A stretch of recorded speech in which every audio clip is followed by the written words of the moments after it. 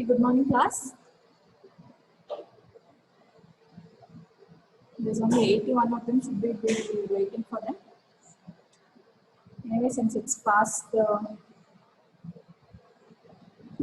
class time, we have to start at 12:05, so we'll begin. The topic we're going to discuss today is a very multiple times repeated essay question, which you've been receiving over the years. So this question is not in a very straightforward way, so they are given in parts, which I will be discussing with you as the class goes forward.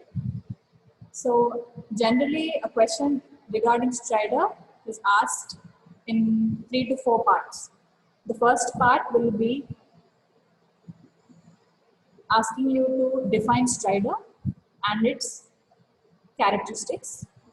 The second part more or less will be regarding the causes of this Strider, and the third part will be regarding the treatment. Treatment consists of your investigations and your management. Okay, so management part will be the third part. The twist with this essay most times is that they particularly categorize this question regarding to a particular age group. So they ask you the causes of Strider in a child. They might ask you causes of Strider in an infant, or they might ask you the causes of Strider in an adult, or otherwise they might just say elaborate the causes of Strider, which is very rare. So in relation to the age group, you have to add or remove certain etiology from your answer. So when asked for Strider in an infant or a child, you cannot say carcinoma of the larynx, because that is more or so seen in elderly age groups. Okay. In cases of an adult, you cannot say laryngomalacia, because that is mostly seen soon after birth or in the first 2 years of birth. So that's how you have to categorize your answer. So overall, we'll review the causes first, and then beyond that, we will go ahead and separate the causes in children and adults. So the first part of your question will be, what is a Strider? If it carries a single mark, more or less it means it needs your definition and names of the characteristics. So what all you have to see in this Strider. But if it carries more than 1 mark of your essay, then you have to elaborate on it. What is a Strider? Strider is an abnormal, harsh, high-pitched musical sound produced by turbulent airflow through narrowed air passages. So this is your definition. In layman terms, it means noisy breathing. So something you are able to hear outside without the need for auscultation. There are other kinds of these sounds which you can hear outside, which should not be confused with Strider. These are your stutter and snoring. Stutter is a low-pitched turbulent sound which is produced during respiration, and the main cause of the stutter is your partial obstruction of parts proximal to the larynx. That will be the nose, oropharynx area, and sometimes very rarely in the supraglottic larynx. More or less, supraglottic larynx produces a Strider. Stutter in comparison to Strider has a rougher quality of sound. The next is snoring.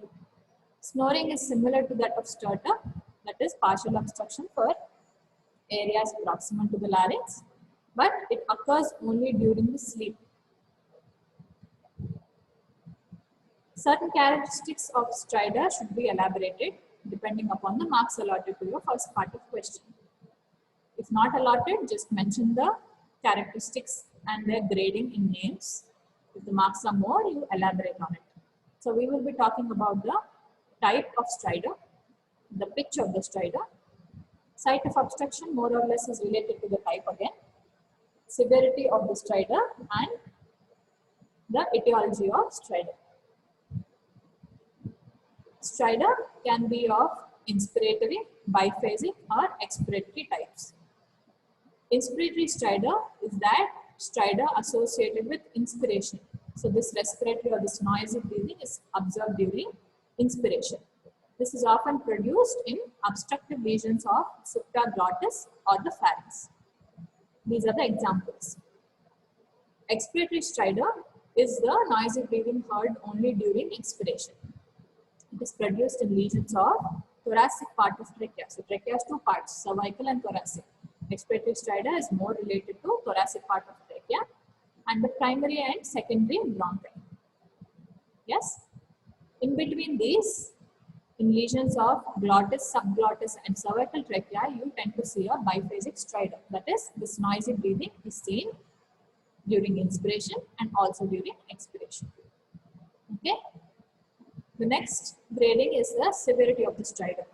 It can be graded into mild, moderate, and severe types. Mild stridor is that form of stridor which is seen when the person performs some unaccustomed exertion, that is some higher form of work or exercise. Moderate form of stridor is seen on minimal exertion, that is your day-to-day activities. So even by waking up to pick a glass of water or waking up to just go use the washroom, the person develops stridor. So this we categorize as moderate type of stridor. The third type is the stridor which is present even at rest. So when this type of stridor is present, there are more or less signs of respiratory distress. That is, there is also use of accessory muscles of respiration, which are your sternocleidomastoids, your scalene muscles, etc.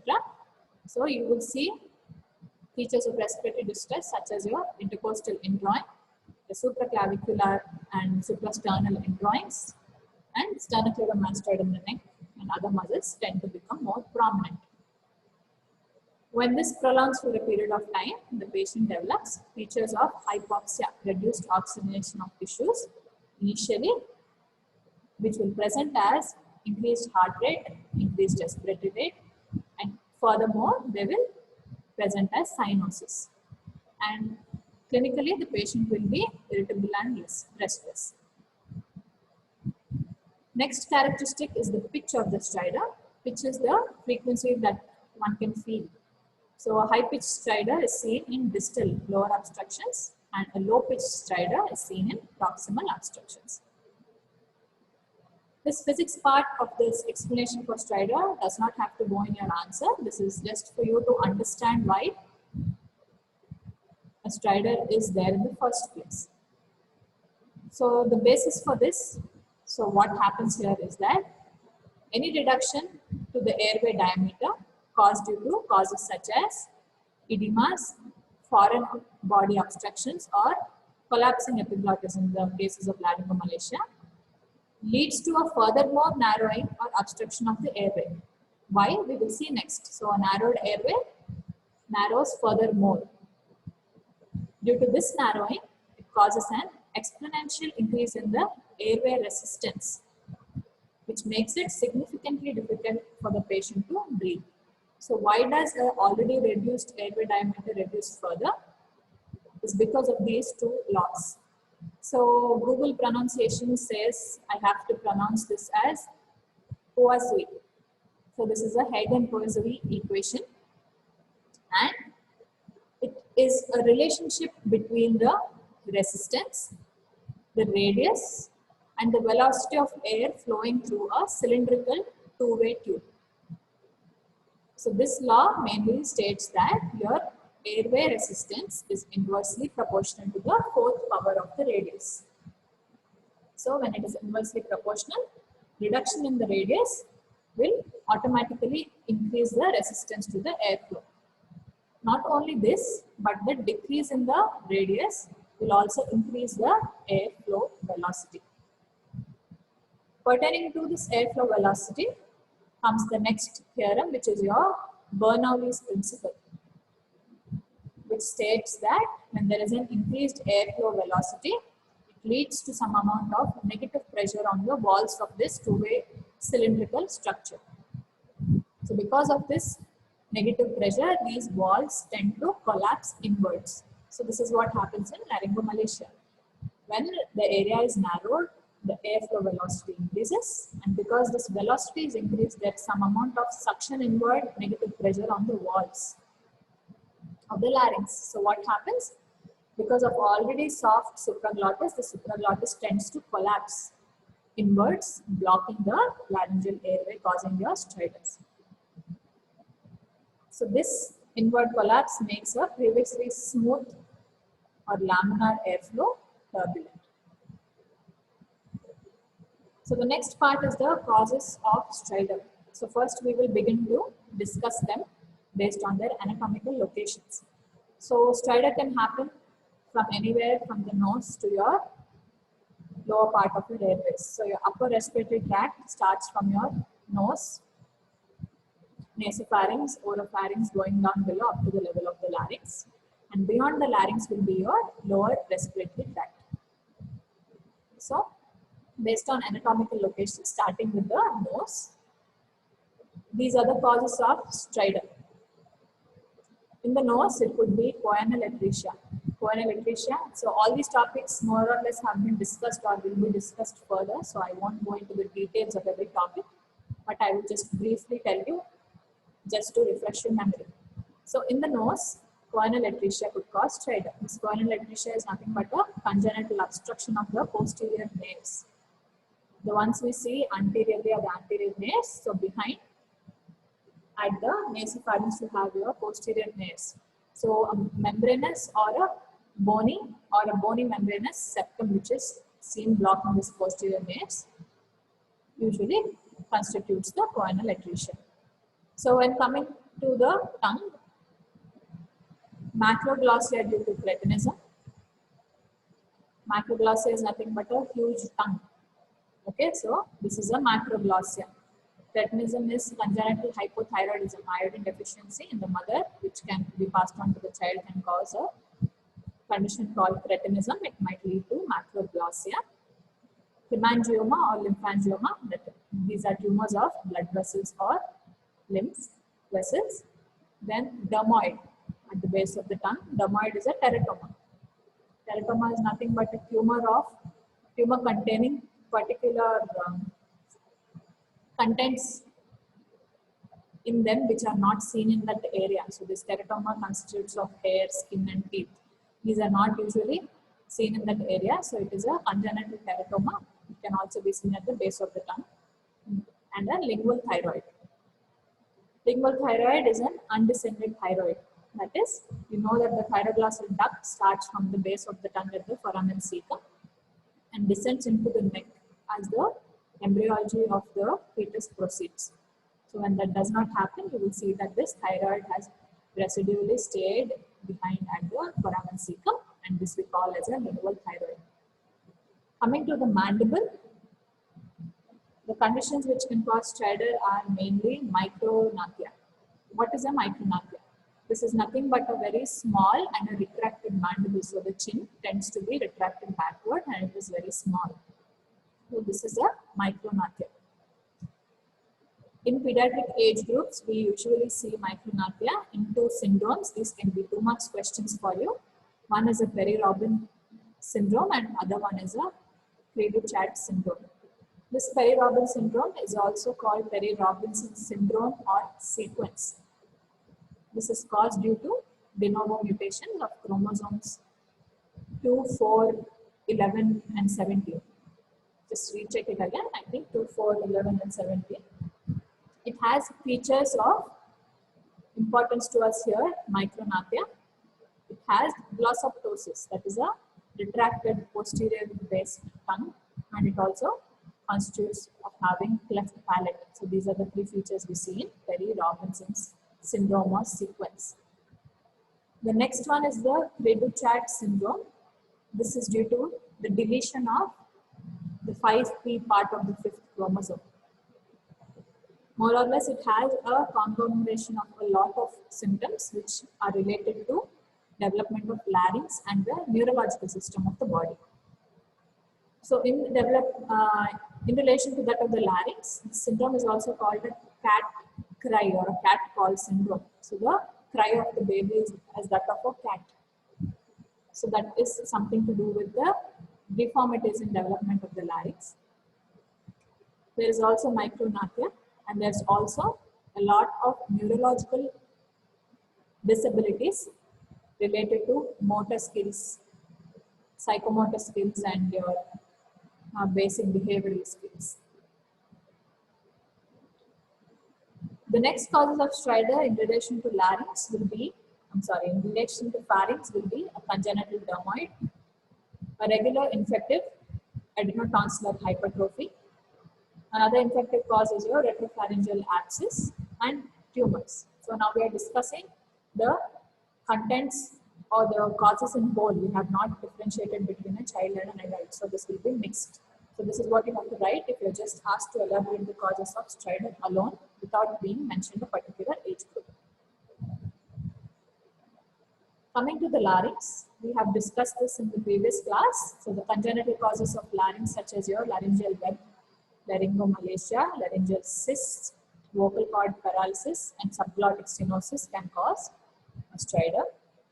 Inflammatory conditions such as your epiglottitis, laryngotracheitis and laryngotracheobronchitis, also called as croup, laryngeal diphtheria, that is the extension of the faucial diphtheria downwards, and laryngeal tuberculosis can also cause obstructions. The neoplastic causes will be a hemangioma, tumor of the blood cells, juvenile multiple papillomatosis, and carcinoma in adults. So the first two are benign tumors, the third is a malignant tumor. So this juvenile multiple papillomatosis is also called as recurrent respiratory papillomatosis. The second has been discussed in the benign lesions of the larynx. So more or less this is a picture for a moderate version and this is the picture for your serious version. So there are multiple papillae-like outgrowths seen in the larynx. These can be sucked in during inspiration because of the negative pressure and can cause laryngeal obstruction. This is caused due to respiratory syncytial virus infections and it is mostly congenital. Could be acquired, but in our case it's mostly congenital. Carcinoma in adults could be any carcinoma ranging from your nasopharyngeal carcinoma to your CA larynx or bronchogenic carcinoma or lung carcinomas, anything to do with that area. The traumatic causes of stridor pertaining to larynx will be injury to the larynx due to external damage. Those are through and through injuries, blunt traumas or your penetrating traumas. Injuries due to sharp foreign bodies or narrowing of the larynx due to edema following endoscopy and prolonged intubation. Okay, prolonged intubation and endoscopy, one of the complications is that post these procedures there could be some amount of edema of the larynx which can cause stridor. Neurogenic causes are laryngeal paralysis due to acquired lesions, and the miscellaneous causes of the larynx which can cause stridor will be your tetanus, tetany and laryngismus stridulus. So tetanus is caused due to Clostridium tetani, that's a bacterial infection. Tetany is caused due to deficiency of calcium. All these three are laryngeal muscle spasms but due to different conditions. Laryngismus is also a laryngeal spasm. More often it is attributed to the deficiency of vitamin D. So you see it mostly in rickets. Pertaining to the causes of the trachea and the bronchi, we see stridor in congenital conditions of atresia. Atresia could be of the larynx also, it could be of the trachea also or of the bronchus. Then there could be stenosis, not only subglottic stenosis, there could be also tracheal stenosis and tracheomalacia, just like your laryngomalacia, softening of the tracheal cartilages can cause tracheomalacia. Inflammatory conditions such as tracheobronchitis, it is a part of the group. Then neoplastic causes such as tumors of the trachea, it could be benign or malignant again. And traumatic causes will be injury due to foreign body or stenosis of the trachea following a prolonged intubation or tracheostomy. There are certain lesions which are present as such outside the respiratory tract, but because of their size or the amount of pressure they put on the trachea or the respiratory structures, there is an inevitable narrowing of this respiratory tract, which can also again contribute to the formation of this symptom called as stridor. So what are these lesions? So congenitally you can see vascular rings.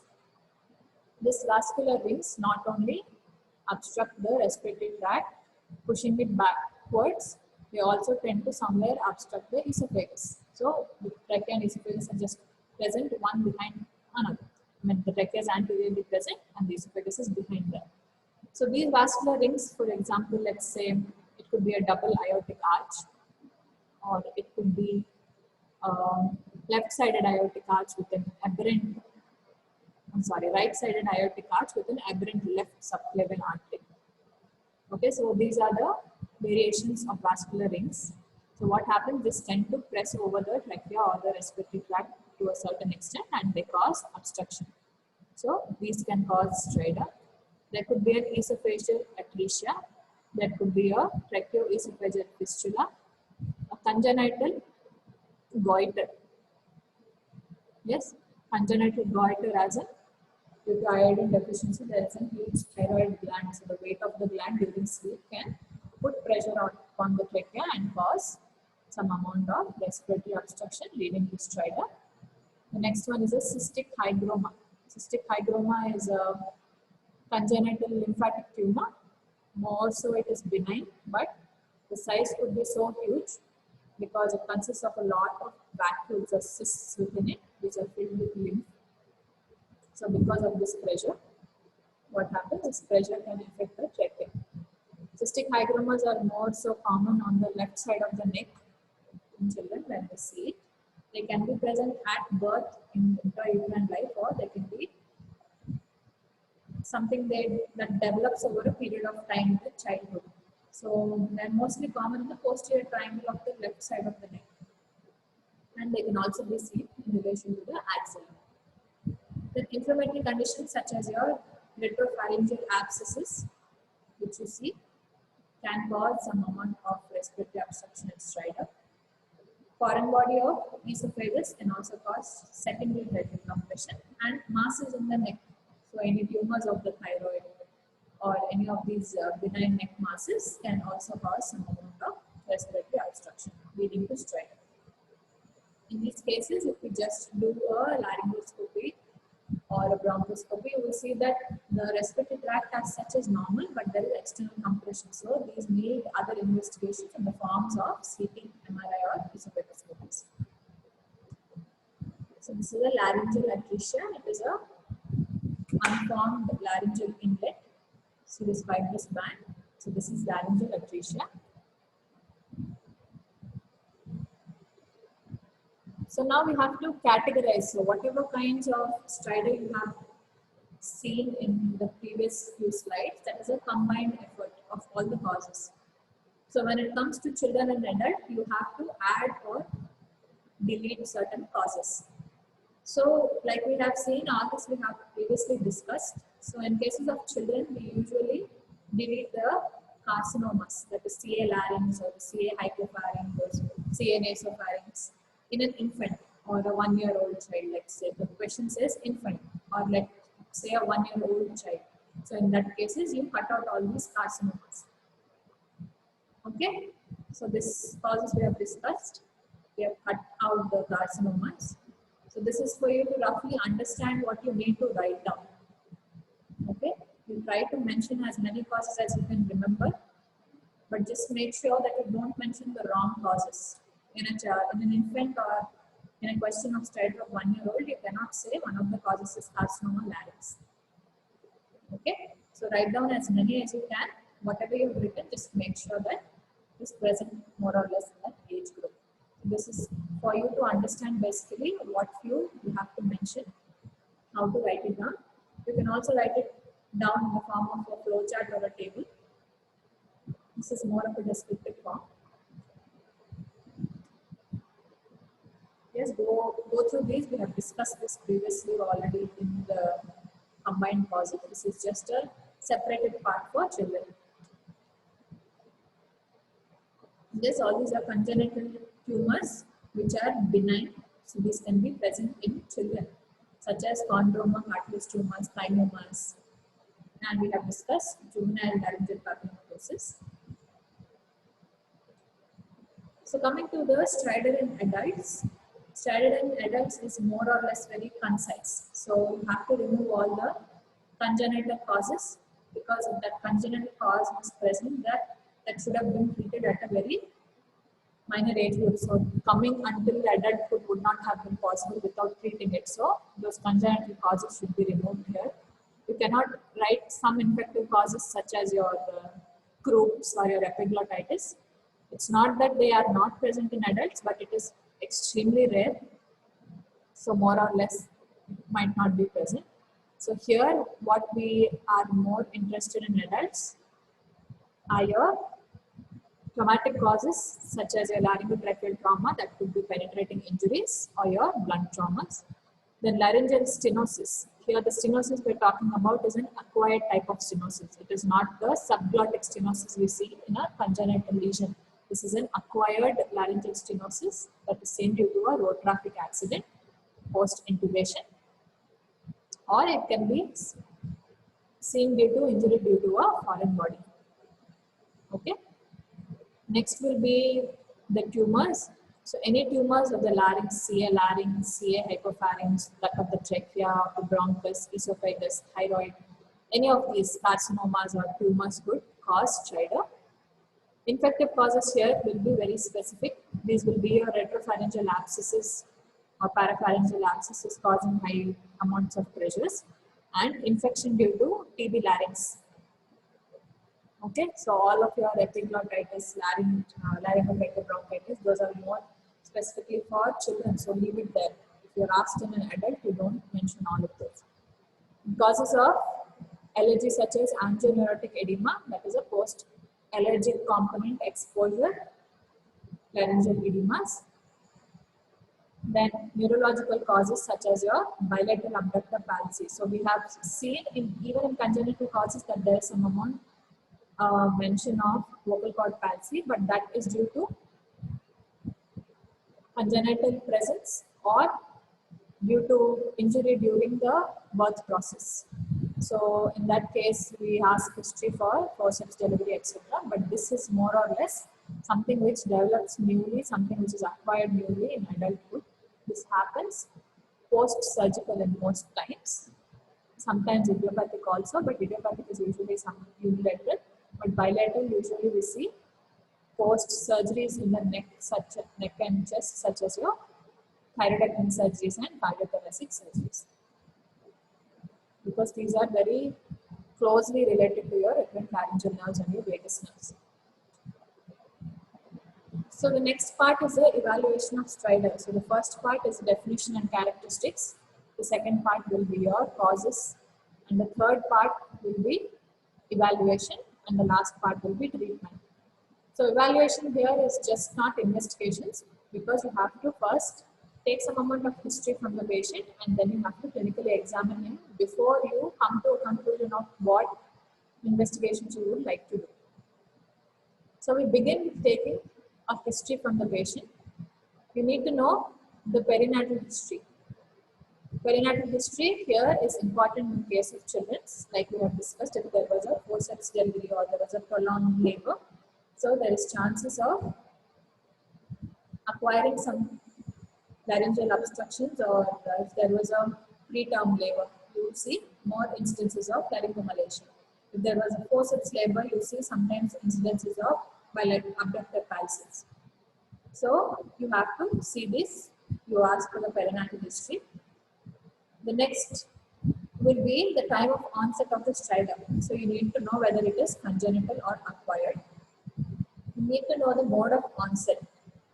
It is sudden in cases of causes such as foreign body and edemas, gradual and progressive over a couple of days to months in the cases of laryngomalacias, subglottic hemangiomas, and your recurrent respiratory papillomatosis.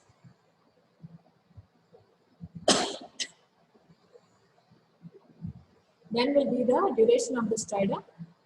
In cases of your sudden onset, more often than not, it will be short duration. And in cases of laryngomalacias, hemangiomas, and stenosis, or micrognathias, it will be a long duration stridor, because we wait up in these conditions, because at least in cases of laryngomalacia, it might usually resolve by itself over the period of 1 to 2 years. Next, you need to find out its relation to feeding. That is, how the stridor is during the baby's feeding. Then you have to find out the history of cyanotic spells. So cyanotic spells mean that the respiratory distress is very high and needs some amount of intervention. So the wait and watch technique might not help as much. It will indicate you push you towards the need for airway maintenance. Next, you look for the presence of any aspiration. In cases of paralysis of vocal cords, more or less there is some amounts of aspiration. So this you will find out through investigations, and you find out the history if there is any history of ingestion of a foreign body. Then you again get history of presence of any laryngeal trauma, blunt or penetrating injuries to the larynx, or iatrogenic injuries such could be your intubation or endoscopic procedures. Endoscopies are your laryngoscopies, your bronchoscopies, esophagoscopies, etc. Esophagoscopy doesn't more or less injure the larynx as such, but sometimes when it is not done right, it might. So the next is your examination. After history taking, you do an examination. So when you examine the child or the adult, you have to look for the presence of respiratory distress. So when it is present, like we have discussed, there is recession of the intercostal spaces, suprasternal, supraclavicular notches, and epigastrium during the inspiratory efforts. You have to note the type of the stridor, whether inspiratory, expiratory, or biphasic. And you also have to note the other associated characteristics of stridor, whether it is associated with a wheeze, whether it is associated with a stutter or snoring. And you have to get an idea about the cry of the child. Also look for the presence of any increased body temperature, which points you towards an infective condition, more so in the cases of children. So these conditions are that of your laryngitis, epiglottitis, laryngobronchitis, and your laryngeal diphtheria. So these are infective conditions. So more or less they give an increased body temperature. So we examine for that. The next we will look for is the pattern of the laryngomalacia. What does the pattern mean? So not just laryngomalacia, but in certain congenital conditions where we just wait and watch for it to resolve on its own, you have to note the pattern. So when is the stridor high? By doing what is this stridor coming down? How often is the child getting any cyanotic spells? So for example, in a laryngomalacia, you will see that the stridor is better when the child is at rest, or he's sleeping in a prone position. But this stridor worsens when the child is crying, feeding, or is very excited. Yes? The next example will be cases of upper airway obstruction, that is at the level of the pharynx. So when you take an example of an adenotonsillar hypertrophy or a craniofacial anomaly, you will see that it is worsened when the child is asleep, and it is associated with stutter. So what happens when the child is asleep? The muscles come into relaxation. So the already narrowed pharyngeal areas collapse furthermore. So stridor becomes more when the child is asleep. But this is typically the reverse in a laryngomalacia. So next example will be your choanal atresia. There will be an improvement in the airway with crying. And there is not a complete choanal atresia, and there's a partial obstruction, you can see this. So these are the other kinds of examples, furthermore for laryngomalacia or other ones. The next part is the investigations part. So your management here consists of history, examination, and investigations. All three have to be mentioned. So the more number of marks allotted to that part of question, more elaborate it needs to be. So if the management or your management part of the question carries, let's say, 5 marks or 6 marks, you just cannot directly go ahead and write the treatment. You write about how to take the history, mention a few examples there. Then you give how to do the examination of your examples there, then your investigations, and lastly your treatment. So investigations here we divide into radiological investigations and endoscopical investigations. The radiological investigations we do are X-rays of the neck and the chest in their particular views. Sometimes we might need a barium swallow if there is any doubt of some external compression due to any esophageal causes. The CT and MRI might be necessary to know the presence of any neck masses or any carcinomas in those areas starting from your nose to your chest. Endoscopies we do here are rigid or flexible, laryngoscopies and bronchoscopies. These respiratory functional tests are more or less depending upon the situation. Okay, so when you see cyanotic spells in children, you might not want to, so this is debatable, but the rest need to be done according to the need. So radiological examinations which we do, we begin with a plain X-ray neck, an epilateral view. What do we want to look for here mainly? We look for the presence of any soft tissue masses in the larynx or hypopharynx which might block the airway. That will eventually show you the airway patency. So that black kind of tract which you see this is your airway tract which you are seeing. This is a steeple sign or your narrowing of the subglottic space with ballooning of the hypopharynx which we've seen in the cases of croup. So this is an X-ray of the neck. So this is the area which we are looking for airway patency. You see that it is narrowed in this area.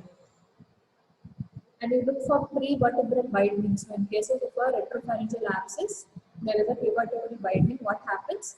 Behind the pharynx, there is a collection of pus. It pushes your neck and esophagus forward. So somewhere there is an area compression. So that can be seen. The next we can opt for an X-ray chest, the PA or a lateral view. This is majorly to know the pulmonary status. So in cases of some aspiration pneumonias, you see some kind of hazy X-ray chest. If there are any mediastinal masses, you can notice some amount of mediastinal widening, or secondaries in the lung can also be seen. All this is present or doubted in the X-ray. We furthermore go for a CT or an MRI. The third is a barium swallow. This like we spoke about. We use this when we suspect defects in the post-cricoid area, carcinomas there, or in the esophagus region. Fluoroscopy is nothing but a continuous X-ray. Once the dye is given, a series of X-rays are taken so that you can monitor the flow of the dye throughout. Okay, that is a fluoroscopy. So fluoroscopy guided barium swallow is done. Next, we opt for CT and MRI. These are more expensive kind of investigations. So depending on what we have seen in the prior investigations, we need to make sure whether we need or do not need this. Here, you demonstrate the configuration of thoracic vasculatures. This is needed in the cases of suspected congenital vascular rings, like we have spoken about. Then in the cases of any mediastinal masses, we can use a contrast CT, again here. And for suspicion of any kinds of carcinomas of hypopharynx or larynx or any other things, you can directly go ahead with your CTs or MRIs also. So this is an example of your X-ray neck AP view. The next part is your endoscopies. So here we prefer to do a laryngoscopy and a bronchoscopy individually or together. So how is that? So we prefer to use a flexible fiber optic laryngoscopy. This is how it looks. It passes through the nose. It is sort of like a wire. It is mostly a diagnostic tool more than that of a treatment tool.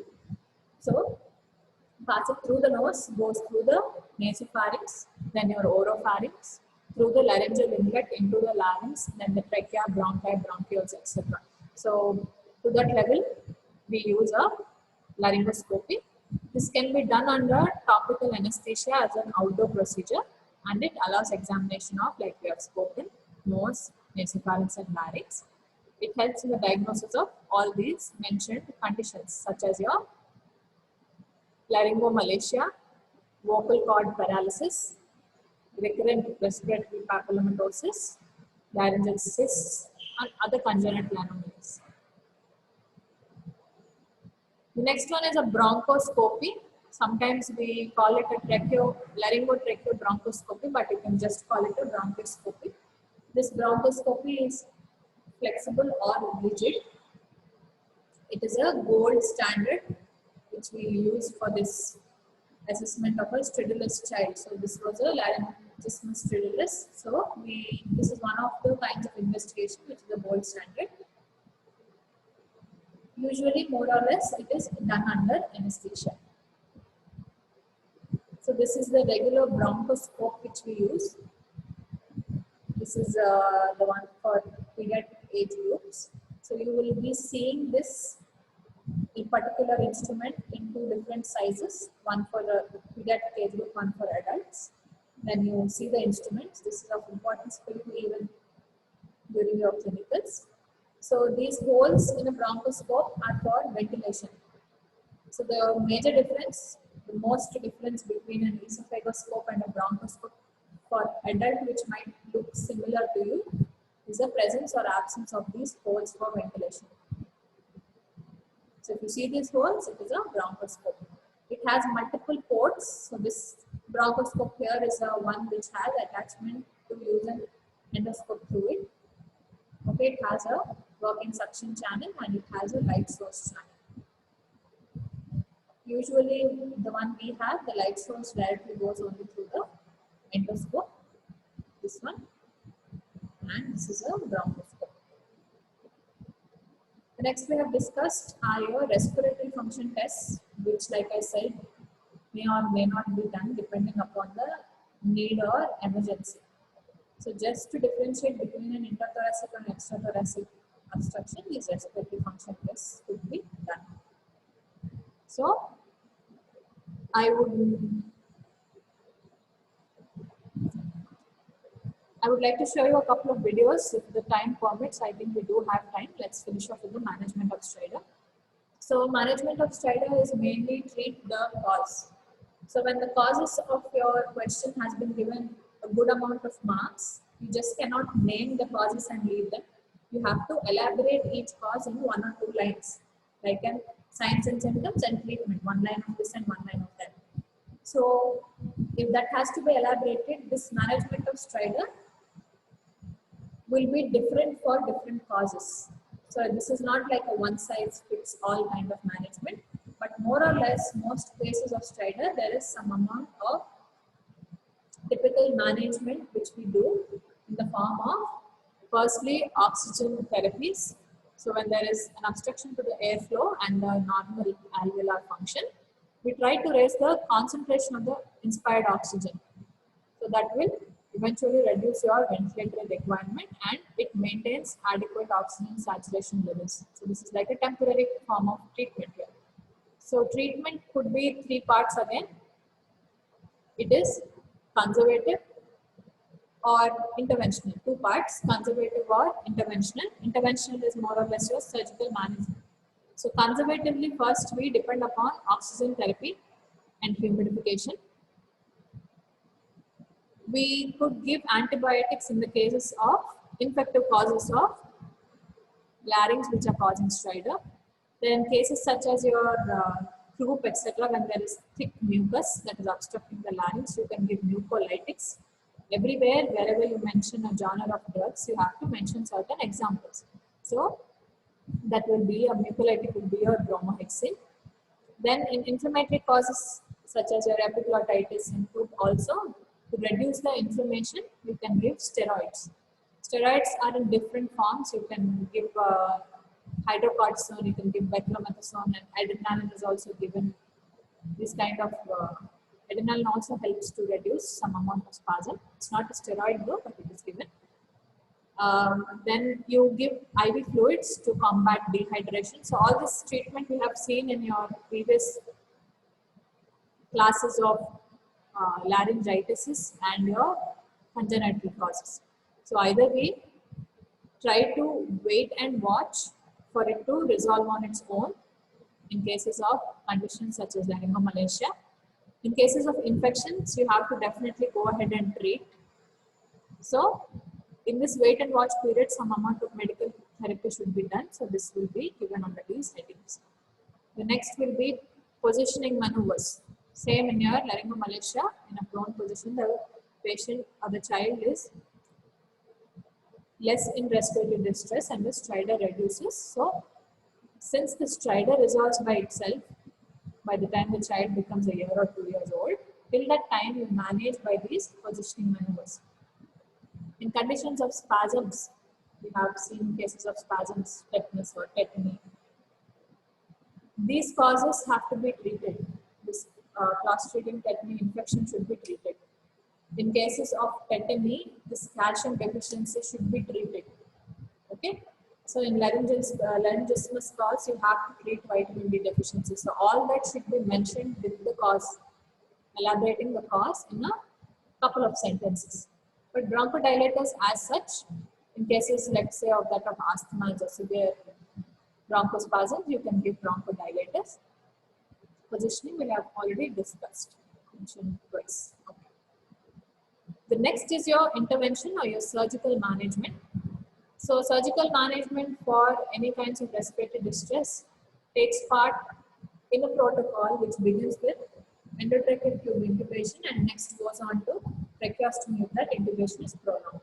So the first one here we do is an endotracheal tube intubation. This is mostly done in cases of emergency.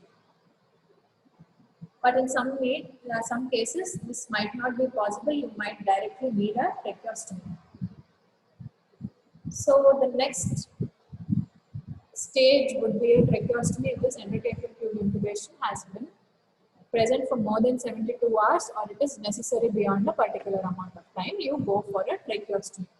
Here, cricothyroidotomy is also sort of a buying time procedure before you do tracheostomy. This is also comes under an emergency procedure. So you do an ET tube intubation followed by a tracheostomy, or you do a cricothyroidotomy followed by a tracheostomy. So depending upon the condition, whether it is medically manageable or not, we try to medically manage it. And that is not possible when the respiratory distress is not being controlled by medical management. You might have to go into surgical interventions. And in some cases, such as foreign bodies, etc., surgical intervention might be the first step. Okay, if there is an impacted foreign body, it just cannot be removed by a bronchoscopy alone. You might sometimes need a tracheostomy.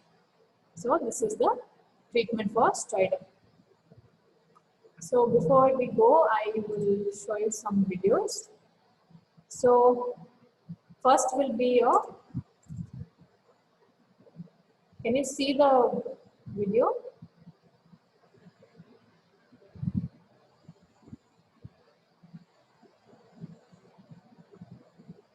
Can you see this pop-up window which has come up? It says normal breath sounds. Yes. So I'm not sure. I wasn't very convinced that I could hear this otherwise, but look this up on YouTube. There is this particular link which says normal breath sounds. This is what you hear on auscultation. Okay, this is not what you hear just outside. This needs a stethoscope. So this is a normal breath sound. I don't know if you're able to hear it. If you are unable to hear it, just pick up your headphones and replay this video later, or just go to the YouTube link. Okay. This is a normal breath sound.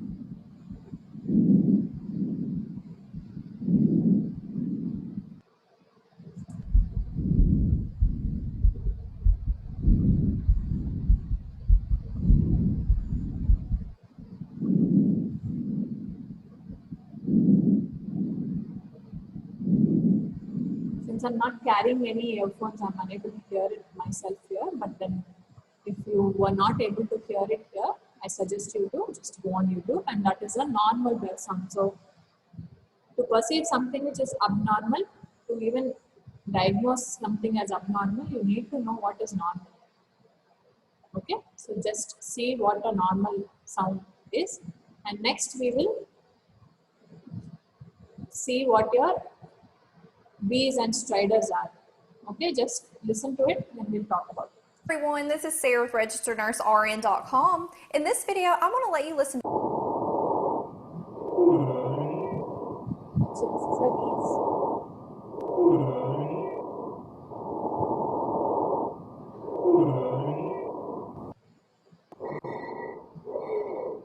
bother about the pictures of the bees, just see how the bees and stridor are different to hear.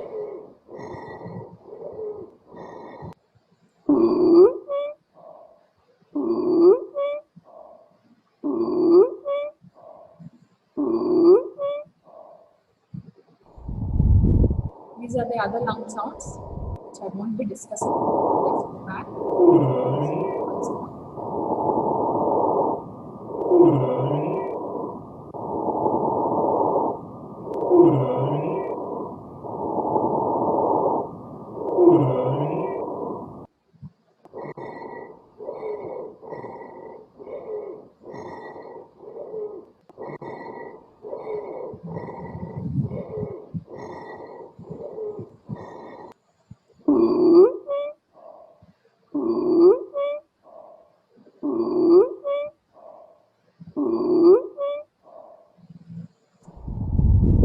So were you able to listen to the difference between how a bees and the stridor sounds? So the thing is, stridor has something to do with larger airways. It is seen for obstructions mostly up to the level of the upper part of trachea. Whereas the bees going down below, it is seen for the lower respiratory tract or the narrowed airways such as your bronchi, bronchioles, etc. The difference with both these are not only how they sound, stridor is more harsh in sound.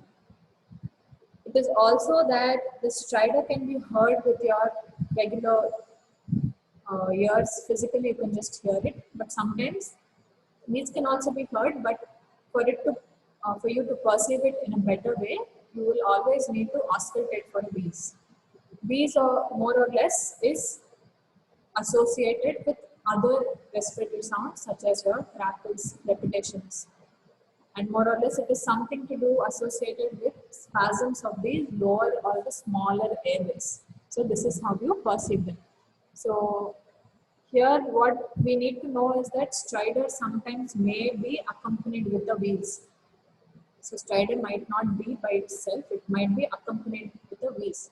So you need to differentiate clinically before you just directly go into some form of investigations, whether that is a stridor, whether it is just a wheeze or both together.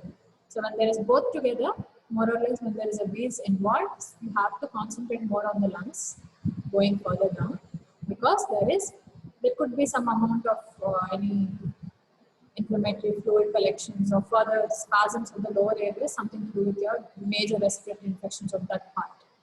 So you need to differentiate, and just to hear how it sounds again, let's go back to it. This is the wheeze. Don't bother about the text which is on the screen and not completely.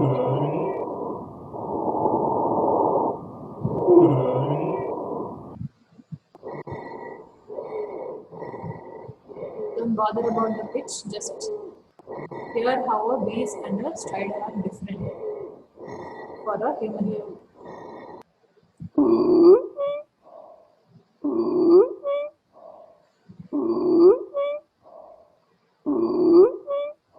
So, like we have seen, like it is mentioned in here, more or less, stridor can be seen in any phase of respiration, inspiratory, expiratory, or both.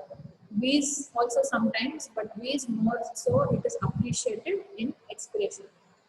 Okay, during the expiratory phase of respiration, it is appreciated furthermore. So I think you have your internals next week. So we won't be having any classes. Hope you're preparing well. Yes, Stridor is also present for exam. Since this is a Q&A, this is like a pick an answer from your MCQ. You should not be worried. It is a very tiny chapter in your textbook. It's not that elaborate also. It shouldn't take much time. Whatever topics or causes of stridor I have mentioned have already been covered for you. Those will come under the exam. I'm aware that acquired laryngeal paralysis or laryngeal paralysis treatment and CA larynx have not been finished, because there will be carried out further. So those parts will not be there. But whatever lectures you have completed till today, you will be having for your exam. Neoplasms of your larynx benign has been completed, as I've been told. So that will be included, but your carcinoma of the larynx, like the malignancy of the larynx, will not be there for your exam. So that's about it. All the best for your preparation.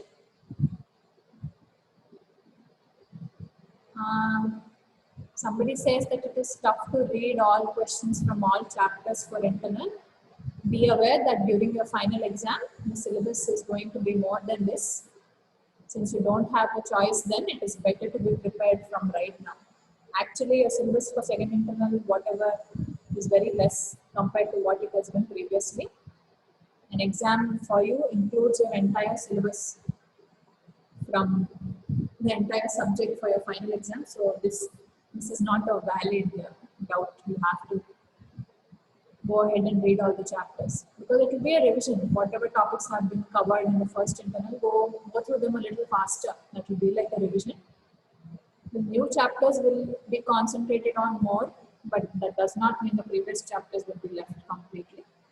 So I'm sorry, I cannot help you with that. You have to read whatever is there for your exam syllabus.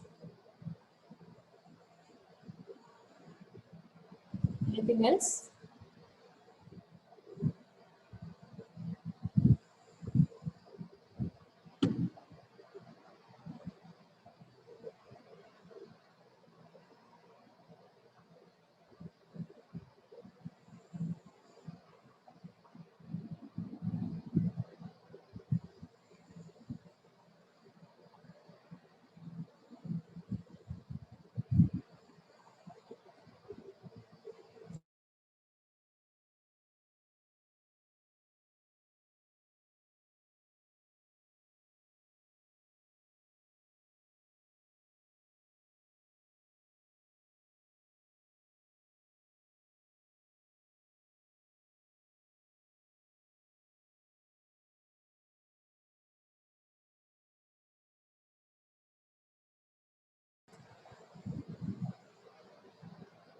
So yes, I'm sorry for this. I need to make this clarification. Your exam will be a completely written exam, a total theory exam of your regular university type of picture.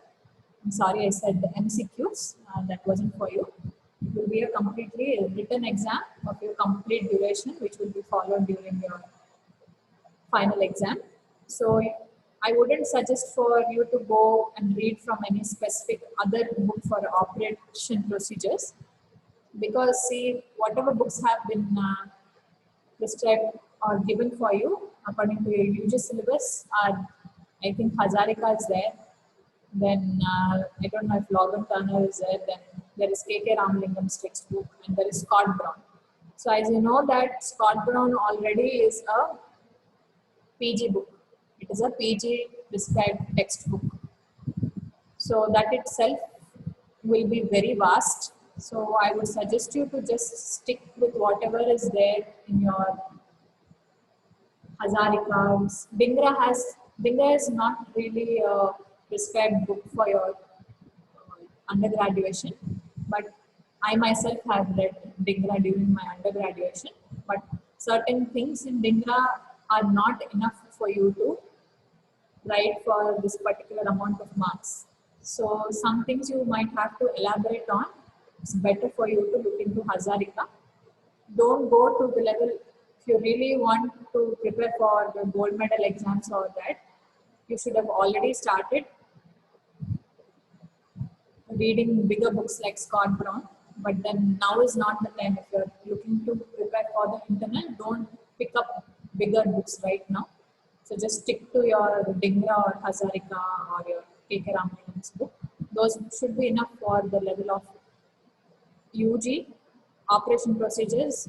You're not expected to just completely help us virtually visualize the surgery. You just need to know what steps are there and mention the subheadings. So make sure that any answer you write, don't just go on writing it as an essay.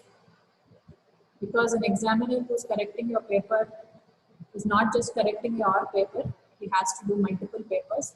So make his life easy so that he doesn't get frustrated to read your paper. Legible handwriting is very important.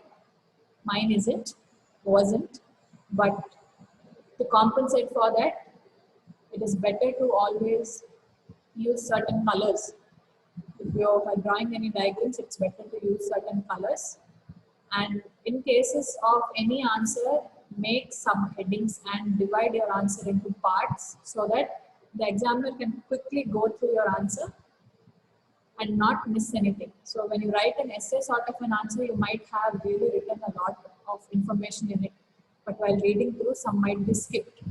That might be because there's just too much information there, or your writing was shabby, or it's not clearly visible, something of that sort. So if you give a subheading and you underline the main points, so when there is a particular signs, let's say steeple sign, okay, for tuberculosis, let's say turban epiglottis, these kind of words should be underlined in a different color. Don't use red and green, strictly prohibited. So those except red and green, I mean you can use it for diagrams, but I don't think you can use it for underlining in your theory. So use certain colors, or if not, at least underline with a pencil, use subheadings, and that should help you. Stick to these books. I think Hazarika should be more than enough for you. But if you want to prepare for gold medal exams or further university gold medal exams or such sort of stuff, then Scott Brown is a pretty good book for surgeries. I think that should be for you. And somebody has asked, what is the difference between rigid and flexible bronchoscope? So rigid and flexible, like the name suggests. So the diagram we have seen here.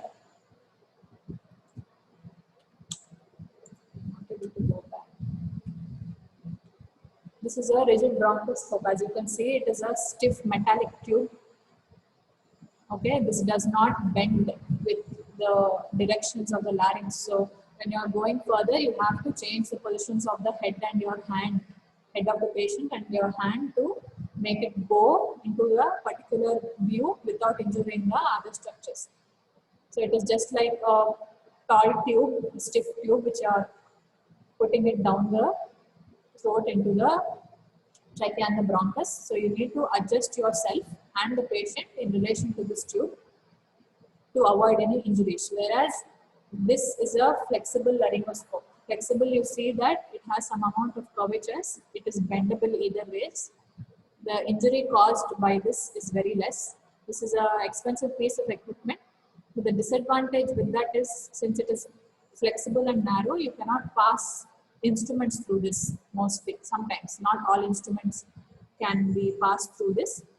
There are ports for the bronchoscopes which have port for instrumentation. These instruments are also very flexible, so they're pretty malleable, but there needs to be some amount of experience and training to use these instruments.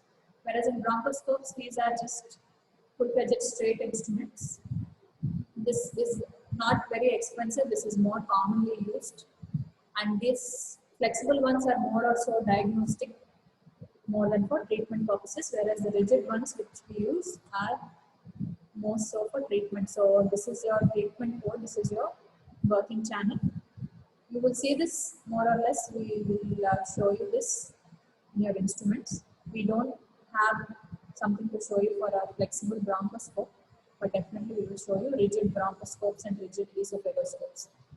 So when the rigid scopes are not possible because the patient has certain comorbidities or due to the difficulty to administer anesthesia, when this is not possible, we go for a flexible scope, which can be also done on topical anesthesia or in a partially awake or awake patient. Okay, so I think we are done for the day. All the best for the preparation for your exam. We'll see you next week. All the best.